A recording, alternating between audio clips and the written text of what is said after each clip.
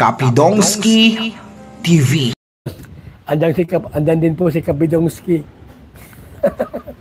Kaya taga ano si Kapidongski, padada yan eh. Double Sor, Kapidongski. Kapidongski, shout out. Ay grabe naman ito, pati bahay ng EDSI gustong gawing split type design, sana all na talaga ang EDSI. Mapagpalang araw at happy Sunday po sa lahat ng mga supporters ng Kalingap, most especially kay Tita ng San Francisco Mami Lydia. Idadaghang salamat po sa support mo sa Kalingap Mami Lydia. Si Lord na ang baalang magbalik ng leglig, siksik at umaapaw na blessings.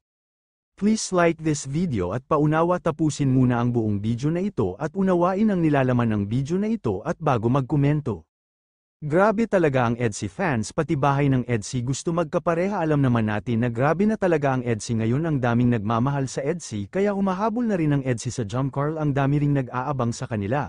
At ito na nga ayon nga sa video na aking ipapakita maya-maya konti, gusto nga ng mga fans na magkatulad ng bahay ang EDSI at gawing split type house design, mapa sana all ka talaga.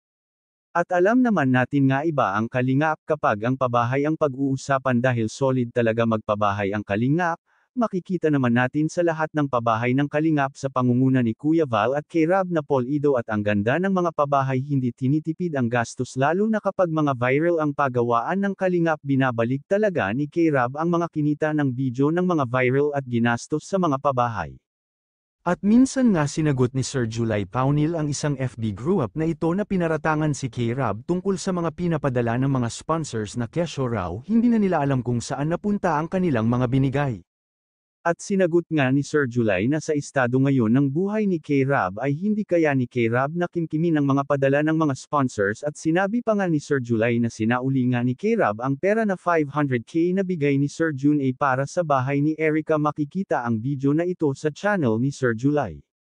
Samantala makikita natin ngayon na iba na ang ngiti at mga titig ni kay Edo sa kanyang BBVNC. Ang daming kinilig sa part 22 ng EDSI, ang daming ang na-request na sana mag-reaction ako sa video na ito, pero bago natin mag-reaction sa part 22 ng EDSI, panoorin muna natin ang video na ito.